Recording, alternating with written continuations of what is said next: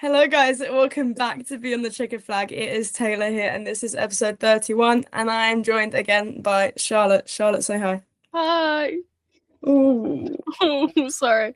Ooh, I'm tired. I'm tired. So today we're just getting together to have a bit of a conversation about just roundup of Everything. racing. Just racing this year. So our main topics are going to be Formula One. Charlotte, what have you come with? F3. F3 and GB3 and British F4. This might be very long. The gist. It won't be as long as we think, I don't think. Okay. But it's okay. We're just gonna start off just talking a bit about F1. So this is getting filmed the day after the championship was won. It was won by Lando Norris. Somebody's quite Charlotte? happy. I'm buzzing. Feelings? So during the race, stressed, Mm. on the verge of crying. After the race, crying, smiling incredibly, and yeah, I still haven't got I still don't believe it. I feel like they're gonna disqualify McLaren or something.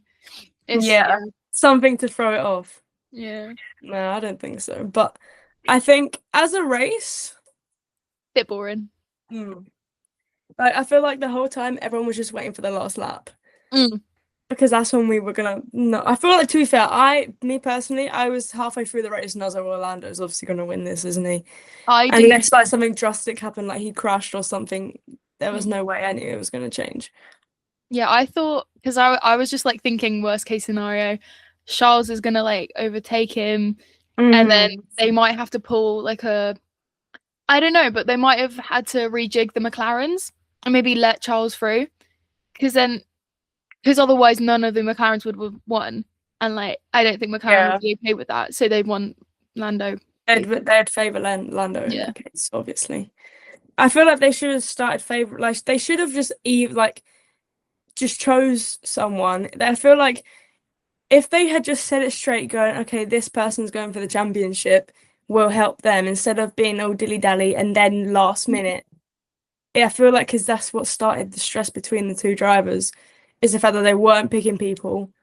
Yeah, and I swear, like, they were saying on the coverage that Mercedes did that with Lewis and Nico.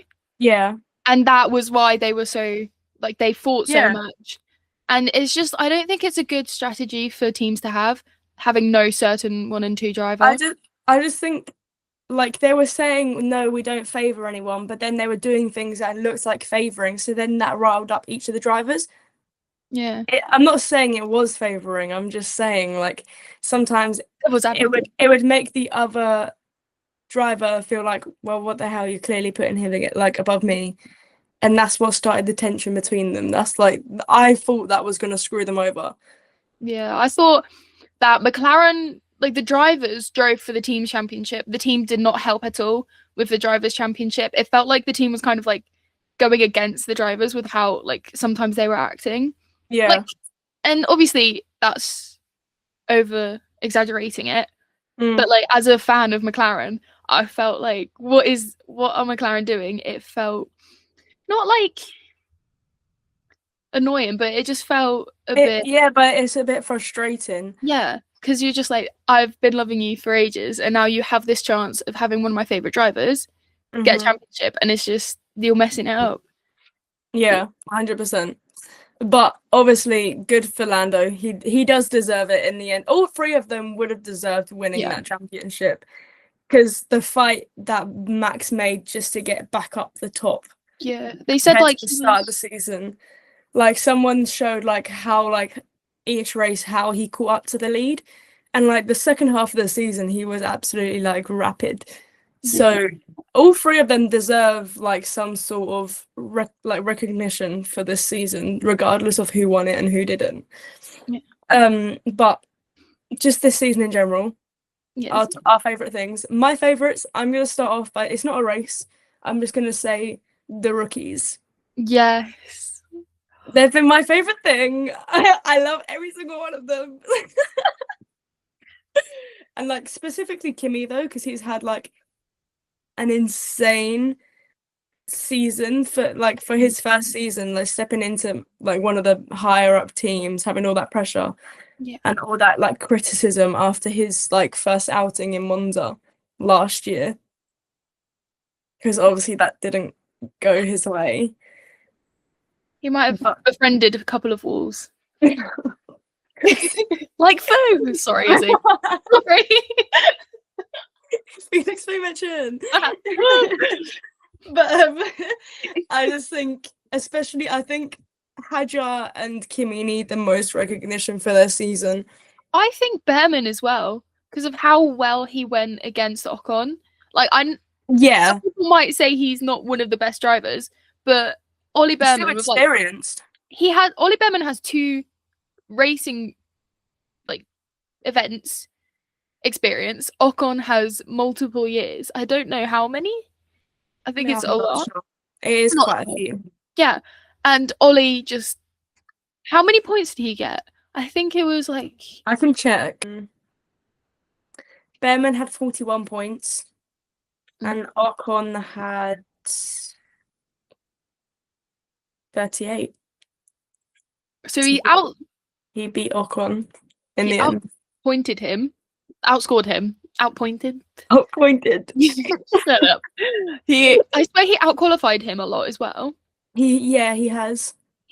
So like even though he's not like one of the major talking headlines, I think Behrman is quite Yeah, Behrman had a very, very, very good season, but I think I see what you mean, like when you compare how much he was able to make up, but then again, so did Kimi.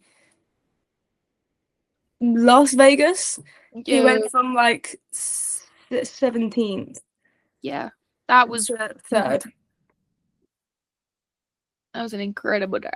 My diva. This is why, guys. Oh, this is the reason I support Mercedes now. All because of Kimi Antonelli and Juan Pukui. Oh. Anyways, Moving on. Anyways, what's been your favorite part of this season? I think it's I can't say the rookies. What the hell? I think shut up. I think it's all the like surprise podiums. Yeah. You know, like with Carlos. I swear he's done it twice. Nice. I have a really bad memory, I've just realised. Yeah, so Carlos with the little sparkle. Yeah. Like that is just incredible. I think Kimi, obviously he's not like a surprise because he's in a Mercedes, which is a good car. But as a rookie, like as a rookie, that's an insane podium. And yeah, those and Hülkenberg, Silverstone. Yes. That is insane. Me as a German, I loved that.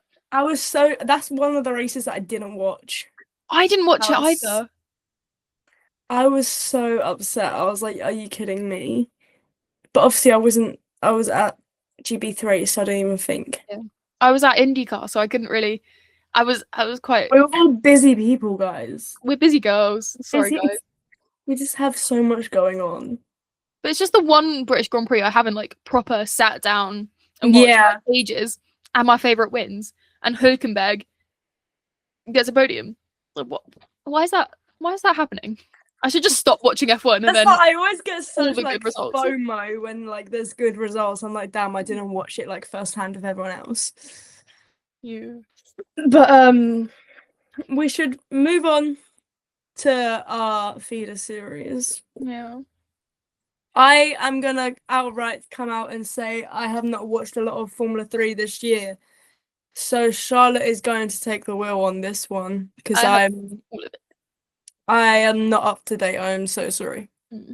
But go ahead, Charlotte, take the wheel. So, the first race weekend, Rafa Kamara dominates practice and qualifying with the fastest times. He wasn't the best in the sprint race because he did a little crash. But we can ignore that because then he did a feature race win, and that's just like it just shows that like his pace from Frecker. It wasn't like it's just a junior series, and now when he's in F3, it's gone away. I think he probably set up his season. Yeah. Because from what I did see, like results wise, he did insane. Yeah, he was mega. And in sprint race, let me quickly backtrack. Santiago Ramos, he did a cheeky little song for his sprint win. It was. You're gonna give us a song? I tried finding the song. Sing it for us. No, I did go a bit insane trying to find it. If you want to see the song, look it up yourselves, buddy. Yeah, Solov wins in the sprint race of the next race, and he did like a really cute little what's the word? Tribute. I'm really great at this today. He won, and he did a little tribute of, like, you know, the Fernando Alonso eagle pose. Yeah, he did that on his car because he's in Alonso's agency. So it was just like, it was really cute to see. Yeah, in the feature race as well, Callum Boysen had a really good. He was really good. I think he. Let me flip around my notes. Yeah, he came P2. And like, he had such like good, like, he was very good and like had a good challenge from the start and everything. It was very good. But Freddie was in. Is it called Shike? I don't know how to pronounce it, but he was there at that race weekend, and he didn't have the best feature race, but he did come second in the sprint race, which is crazy because compared to all the testing that everyone else did, he became done nothing. I think, because isn't he F3? He's F3 next year, yeah. So he's gonna be definitely in the title fight, if not. I hope so. If not, what the hell has happened? I hate to you, Freddie. Like, he's gonna be watching, guys. Watch out. Yeah, we our avid watcher of Freddie Slade's like, what the hell? Yeah, Charlotte, what the hell? Why would you say that? Yeah. So Monaco, I thought was a bit. It's not like a highlight. It's a bit of a, because I don't know if F3 should go to Monaco.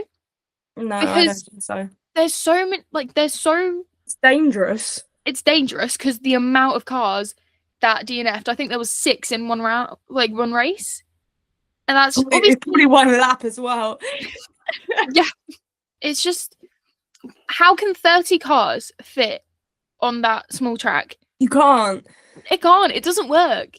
And there was quite some overtakes, but the risk versus reward of the overtakes in Monaco is just, it doesn't feel right. I just think Monaco in general, like, it's a historic track. Everyone loves it for its history, but as a race weekend, it's just not at the level it was before. Yeah, there's so many other ones that are better. Yeah, like, why are we getting rid of Imola?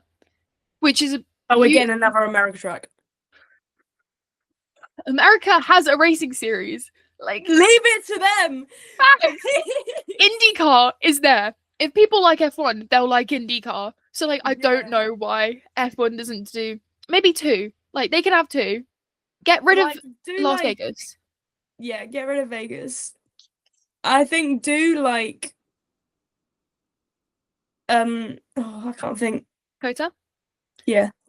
Kota. And everyone hates on Miami.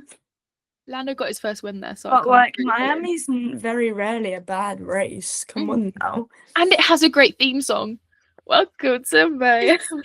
The edits are better than the race itself. Exactly. And I know everyone's little guilty pleasures when it comes around to Miami. People will be scrolling on their phone. Every 2 swipes, it's going to be "Want Miami" by Will Smith. So you can't complain. It's a vibe. Exactly. Yeah. But I think, you know how F3 do sprint qualies? Yeah. Not sprint qualies, split qualies for Monaco. Maybe because there's 22 cars next year for F1. Think they'll do split quali? I don't know, because they do all complain about people, about like the gaps and... Yeah. So I think it might be a good thing, but again... split qualies are not good because it just halves the grid, and it's just I'm not one for split qualies. Yeah, I just don't. Sprecher do it as well. Yeah, They do Group 1 and Group 2. it's just because the conditions of each session differs. So then Yeah, exactly. That's you so just true. yeah, it does not Is work. there any other standout points for F3 or? I think just Rafa in Yeah, general. Just Rafa's it's Rafa tomorrow. amazing. He literally he finished the championship 1 round to go, and it's just That doesn't always happen in like F3. it's just not. It's very rare, and just that just shows how good he is, and like how good Ferrari have done picking out him. Like he's just from Frecker up to now, he's gonna be. I think in F2 he's gonna be amazing. Well, like I hope so. Otherwise, I'll cry because he's one of my faves. But yeah, and I think Prema kind of even in F2 The downfall. the downfall is crazy. Invicta of is it Invicta? Yeah, they've overtaken them in like being the best F2 That's team, right. and Trident is now their best F3 team. It, yeah, No, Prema, I think since even like in Kimmy and Ollie's last year, there was just they were something shocking. missing. Yeah, I don't know what's going like if Prema are still like topping like Freca and Italian F4. yeah. But when you get into F3 and F2, I think everyone's just next level now. I think drivers who go to Prema now, I don't think they're going for the pace. It might be for like the fans and stuff because The publicity. it's still a bloody expensive seat. Like Prema is held. Yeah, it's one of the most expensive. But they've got no pace. I'd rather see one of my favorites go to Invicta instead of Trident. Trident in F3, not in F2. Stay away from them in F2. No. Anyways, shall I move on to GB3 and then we'll do British F4 together? Yes. Sorry, I got a bit excited there. Right, so Charlotte didn't see GB3 as much as I did this year. You went to a round though. Yeah, I went to one singular round. Yeah, how do you like it? I think it was one of my favorite race weekends, not just because of like the people around me. One of them was a bit annoying, and then one of them was really cool. Right. But also, I think just the race package GB3 gives is quite good. Like it's not as crash heavy as British F4. No hate to British F4, love you guys. Like, you have to think about the updated cars this year. Like they have DRS and things like this. Yeah. Not that it made much difference to the racing, but they had it. The button was there. So, anyways, so GB3. It was won by Alex Ninovich, so that was insane. You watched Alex Ninovich last year in British F4. Yeah. He was good, but wasn't I think everyone was outshined by Deegan. Obviously, Alex came second in the championship, but no one was given a second glance compared to Deegan last year. Then P2 was Pat Hoisenroder. Woo! And P3 was Deegan Fairclough. So woo! Crickets, absolute crickets. I had to cheer for Eloise. Sorry. So some outstanding moments. I think we have to talk about the fact that Freddie Slater only did 3 rounds and yet he like was still pretty insane. Yeah, he was. Especially the first round, he dominated it and like took a 28-point advantage after the first round. So that was kind of insane. And then obviously there was a race win by Will Mack. Will Mack, we hope you're okay. There's nothing I can really say, to be honest. It's a disgusting situation. Yeah. So I don't want to be like, oh, we do support you, but like I just wish there was something we could do, but that's not the point. Anyways, yeah, we miss you so much. After the second round, the championship was taken over by Pat Hoisenroder. And bear in mind, this was Excel's first season Yeah, in that's GB3, and they were P2 in the like drivers' championships with Pat. So pretty insane. And then another topic we need to talk about. another one. Hugo Schwarzer. He was only meant to do one round, but he like I remember speaking to him about this as well. He was saying that he never had a confirmed weekend other than that first round at Silverstone.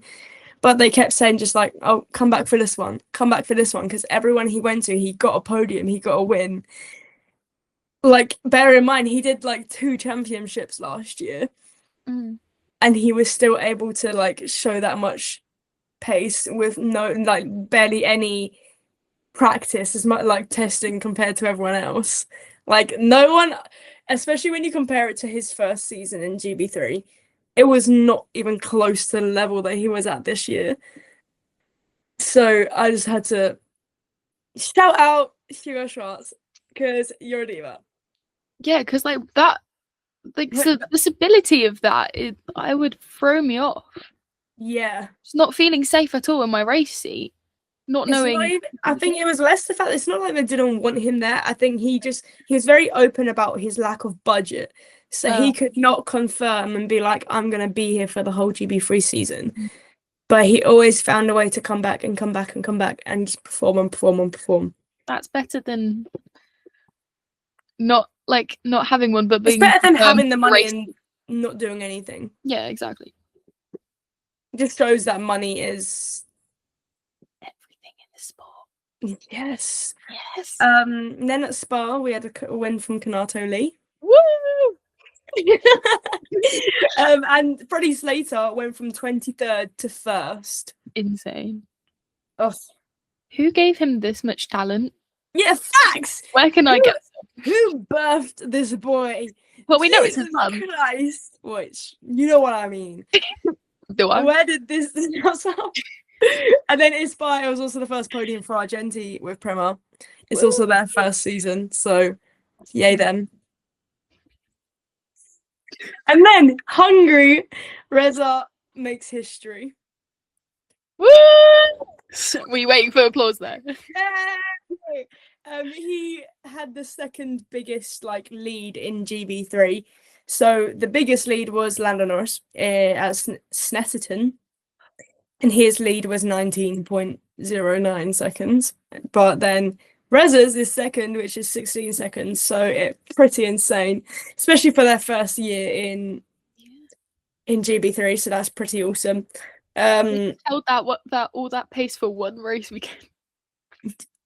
Literally, because then what happened? No hate to Argenti.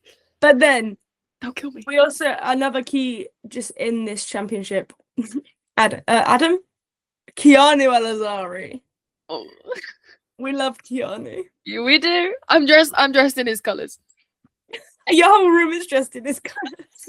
I decorated my room just for Keanu Alazari. Just for Keanu. Hang up. And then we come to Brands. First podium for Jack Sherwood. Sherwood. Bring it back. Oh god. And then the first female GB3 podium ever with Abby Pulling. And we got to witness it. Absolutely insane. And then the second to last round, Alex Ninovich becomes champion. What a diva. And then Monza, the only thing that was important that came out of Monza. Well, I was there. No, I'm kidding. Rodin won the constructors, and Deegan got his first win. Also, the one round driver, Maxime Ren. Yes, he got a win despite it was his only round. That was such a good race. Sorry, I watched that one, guys. It was so insane. It was insane. But Deegan's first win, I think it was a very, very, very long time coming. Everyone kind of expected him to go into GB3 and do the same that he did in British F4, but he clearly, I think everyone kind of underestimated just how talented this year's paddock was. Oh my word, it was such a mental. I don't think you'll ever get like a lineup like that in GB3 again, because they're obviously all going to go off and do their own things. But that was Oh, so good. But that's my waffle about GB3 over. Should we go on to British F4? Yes. Yes. Yes. So just before we start, the top three was Finn McLaughlin, Jimmy Physique, and Martin Molnar. I just realised I forgot to say the top three for F3. That's absolutely okay. Don't even worry about it, sweetheart. Oh, sweetheart. Oh. Whoa. Okay. Not that asshole. Finn McLaughlin won in his rookie season of British F4. Wowzers. And now he's an F3 driver, guys. Yeah, talk about jumping the ranks. But at least he didn't do like, everyone had a problem with Kimi going from Frecker to F2, but nobody's seeming to have a problem with Finn going from British F4 to F3. I think it's extremely risky. This year was his first year in cars, and they're putting him into F3 with people that have had years of experience. I think it's bold, but I think that's if Red it goes Bull. well for him, it goes well for him. Yeah. That is, Red Bull are very impulsive. They don't think about their actions. So, but hopefully it does not ruin yet another career. Oh, Yuki. Yuki Tsunoda. Sorry. Alex Albon. Oh, to name a few. Just a few. Let's talk about our favourite moments of the season. Have you got any moments that you'd like to share? I think the first race. Mm-hmm. The sprint race. Why is that? My favourite won a race. Who? Chase Fernandez. There we go. Jesus. These listeners don't know your fave, Sean. Yes, they do. If they're dedicated, they should know. God. Yeah, because it was just a good race, and first race of the season. Yeah, it started off strong after being vice champion in Ginettas behind Ethan Jeffel. Woo! EJH. Can you tell Taylor's a big fan of him? This is what I've had to deal with all year, guys. Yeah, Ethan Jeffel. Yay. To move swiftly on to my favourite, the win of Ethan Jeffels. Which? What do you mean, which one? He only won once. Oh, it's just you mentioned it so many times. I thought he... So he won at Silverstone, guys. It was so good. He went from third to first in one corner. That's just goated behaviour. Yeah. There's just nothing to say about that. There's nothing else. It was an amazing race. It just when's the GOAT conversation happening? Right, we're getting ahead of ourselves now. It was a good standout performance, but it's just compared to his other results. No, but that's the thing. If you look at his results, they get better and better as the year goes on. He literally just had to get used to the car. Yeah. Whereas Chase's who said that?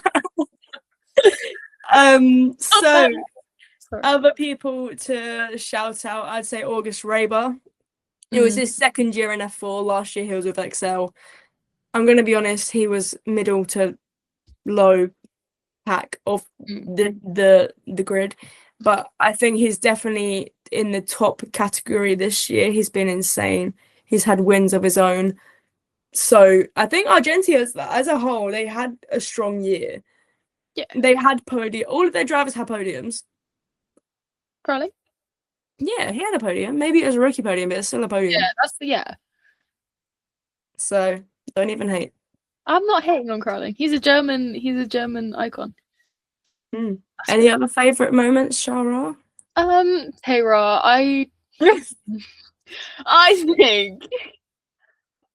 I think Alton. Henry Mercier's podium. No, I could have sobbed. Yeah. I think that just that whole race weekend was really good. Yeah. There was changeable conditions, so it would test the drivers. Rough weekend for Rowan, but he just didn't want to turn. It's fine.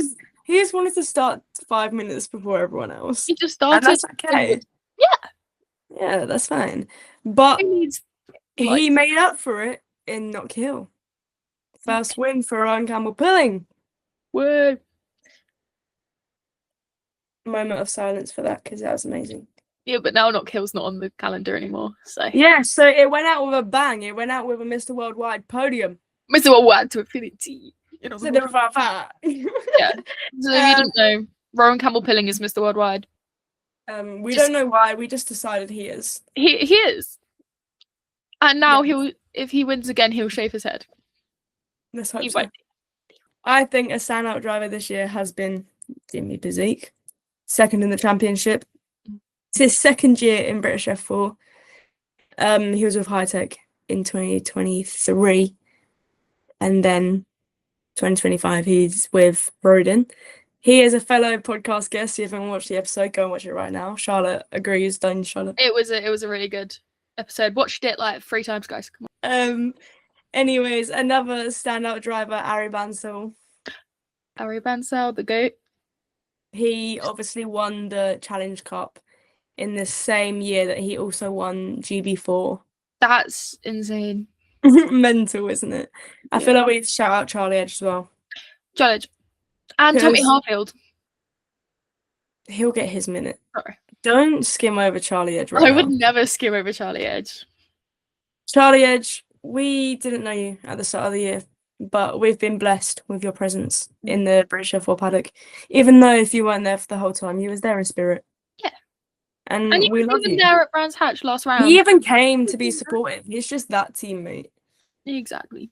So we love you, Judge. And go on the podcast. Come on the podcast. Talk about your racing thing. Yeah. Tommy Harfield. Tommy Harfield. You know more about him than I do, so go ahead. Yeah, I think he was so good that he just decided, don't need to do the Challenge Cup. And yeah, because his results, at Donny, around like the second time they went to Donny, he won. Did also have a crash that race weekend, but we ignore that. Like you should see. Like to be fair, I actually went through it. We had 15 different race winners. Yeah. In the whole season. That's how good the field was. Mental. Like absolutely. I feel like British F4, the standards just get higher and higher every year. Yeah. It's absolutely insane. And it's like this weekend has proved how much of a stepping stone it is, because now Lando has then gone from British F4 to GB3, up all the ranks, and now is an F1 world champion. So these are our favourite bits of the year. I think it's been an absolute brilliant season of racing, and I think it's just going to get even better next year. Yeah, I think we'll have more British F4, more GB3. Maybe even Frecker. I will be going to Frecker next year. Don't even worry about it, guys. So we'll have someone live at Frecker. Yeah. Maybe we should do that. Just like, just me all the time at Frecker. I don't think that's going to work. But I do hope you guys all enjoyed the episode. I'm so sorry that I haven't done one in so long. I'm trying to get these driver interviews for you guys. They are cooking. I'm trying my absolute hardest. Taylor always cooks. But these drivers are a pain. That's what I'm going to say. Is that aimed at any specific drivers? Yeah, it is. Yeah. Get your calendars together, guys. Come on now. Anyways, we will see you in the next episode. Charlotte, say bye. Bye.